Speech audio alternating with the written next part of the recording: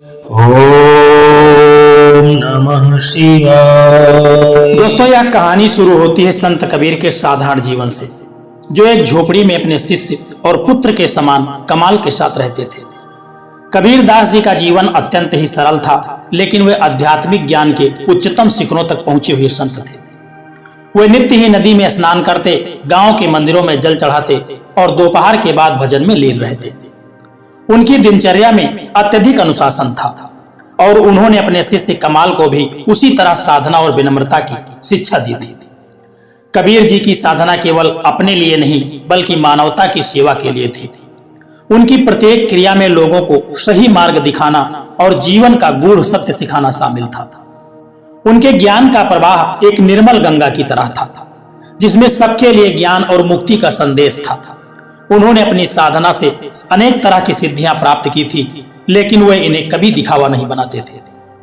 कबीर दास जी का मानना था कि किसी भी साधक को सिद्धियों का उपयोग करते समय हमेशा अपने अहंकार को संयमित रखना चाहिए, क्योंकि साधना में सिद्धियां उसी प्रकार आती हैं जैसे फूलों में खुशबू।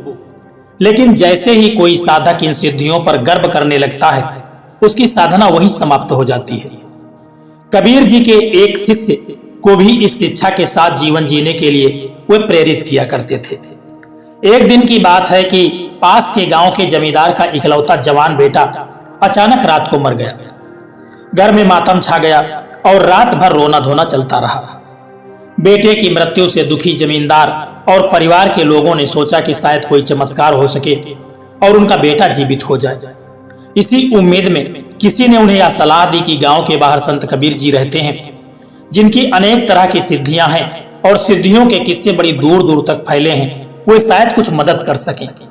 अगले दिन सुबह सुबह जमींदार और गांव के कुछ लोग उस युवक की लाश को लेकर के कबीर दास जी की झोपड़ी में पहुंच जाते हैं। लेकिन वहां उस समय संत कबीर नहीं थे, क्योंकि वह अपनी नित्य दिनचर्या के अनुसार स्नान और भजन के लिए कहीं गए हुए थे। कुछ देर वहां रुकने के बाद लोगों ने कबीर के शिष्य कमाल से मिलने का विचार किया। कमाल ने उनसे पूछा कि उनके आने का क्या कारण है। लोगों ने दुखी मन से जमींदार के बेटे के अचानक मर जाने की बात बताई और आशा व्यक्त की कि शायद कमाल इस दुख को दूर करने का कोई उपाय जानता हो। कमाल को यह सुनकर के थोड़ा अजीब लगा, लेकिन उसे अपने गुरु के साथ रहते हुए सीखने का अनुभव था और उसने सोचा कि वह खुद भी कुछ करने का प्रयास कर सकता है। कमाल ने अपने कमंडल में गंगा जल भरा, लाश की 3 परिक्रमा की और 3 बार गंगा जल छिड़का और राम का 3 बार उच्चारण किया। कुछ ही देर में वह मरा हुआ युवक जीवित हो गया और खड़ा हो गया। वह मौजूद लोगों में खुशी की लहर दौड़ गई। कमाल के इस चमत्कार से हर कोई अचंभित था। कबीर दास जी के चमत्कारों की प्रसिद्धि से प्रभावित लोगों को अब कमाल पर भी विश्वास हो चला था। वे सभी कमाल की तारीफ करने लगे और कमाल के मन में गर्व की भावना आने लगी कि उसने यह कार्य अपने बल पर किया है। कबीर जी जब लौटे तो उन्हें रास्ते में गांव के लोग नाचते कूदते मिले, जो यह कहते हुए आ रहे थे कि कमाल ने मृत व्यक्ति को जीवित कर दिया। कबीर जी को यह सुनकर के थोड़ा आश्चर्य हुआ और मन ही मन वे समझ गए कि अब कमाल में एक बदलाव आ गया है। कबीर जी जब झोपड़ी पर पहुंचे तो उन्होंने कमाल से इस घटना का विवरण सुना। कमाल ने बड़े गर्व से बताया कि उसने मृत व्यक्ति को पुनर्जीवित कर दिया और वह सभी रोगियों और मृतकों को ठीक कर सकता है। उसने कबीर जी को सलाह दी कि आप तीर्थ यात्रा पर जा सकते हैं, क्योंकि यहाँ की सारी जिम्मेदारियां अब मैं संभाल दूंगा। कबीर दास जी ने मन में विचार किया कि कमाल ने सच में कुछ सिद्धियां तो प्राप्त कर ली हैं, लेकिन इसके साथ ही घमंड भी इसको आ गया है, जो उसकी साधना के लिए घातक सिद्ध हो सकती हैं। उन्होंने निर्णय किया कि पहले कमाल के इस घमंड का उपचार करना पड़ेगा, तभी वह उसे वास्तविक साधना का अर्थ सिखा पाएंगे, अन्यथा उसका जीवन नरक हो जाएगा। उन्होंने सोचा कि इसे एक ऐसी शिक्षा दी जाए जो जीवन भर इसको याद रहे। कबीर दास जी ने कहा कि वह तीर्थ पर यात्रा के लिए पूर्णिमा के बाद निकलेंगे और उससे पहले भजन का आयोजन करेंगे। उन्होंने कमाल से कहा कि वह आसपास के संतों को आमंत्रित कर ले और भजन में आने का निमंत्रण दे आए।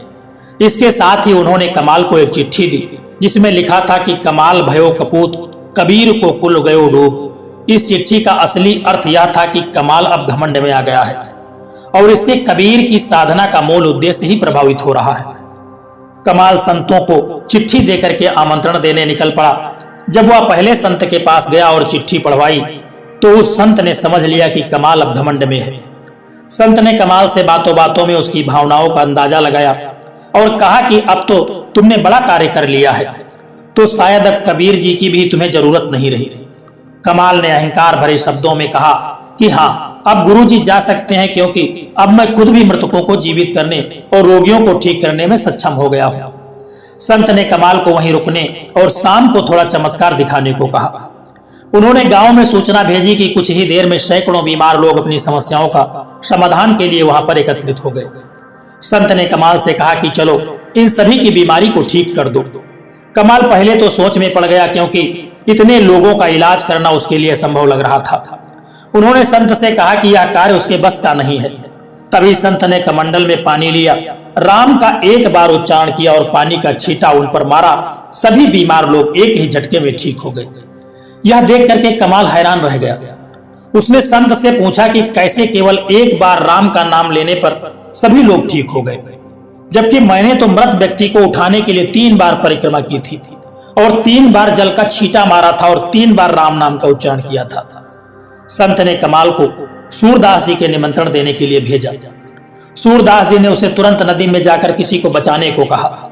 जब कमाल ने उसे बचाया और देखा कि वह मर चुका है, तभी सूरदास जी ने जल का छींटा मारा और रा उच्चारण किया, जिससे वह जीवित हो गया। यह घटना कमाल को समझाने के लिए पर्याप्त थी। उसने वापस जाकर के कबीर जी से कहा कि संसार में बहुत महान संत हैं, उनके आगे वह कुछ भी नहीं है। उसने कबीर जी से प्रार्थना की, विनती की कि वह तीर्थ यात्रा पर न जाएं और वह उसे सच्चा मार्गदर्शन दिखाते रहें। दोस्तों, यह कहानी हमें सिखाती है कि गुरु की कृपा से प्राप्त सिद्धियों का अहंकार नहीं करना चाहिए। गुरु सच्चे मार्गदर्शक होते हैं और उनकी कृपा से ही सच्ची साधना संभव होती है। इसलिए कभी भी साधना का अहंकार नहीं करना चाहिए और न ही सिद्धियों का अहंकार करना चाहिए। दोस्तों, यह कहानी आपको कैसी लगी है, एक प्यारा सा कमेंट करके जरूर बताना। और यदि यह वीडियो आपको पसंद आया है तो इस वीडियो को लाइक शेयर करना और चैनल को सब्सक्राइब करने की भी कृपा कर देना। जय श्री कृष्णा, राधे राधे।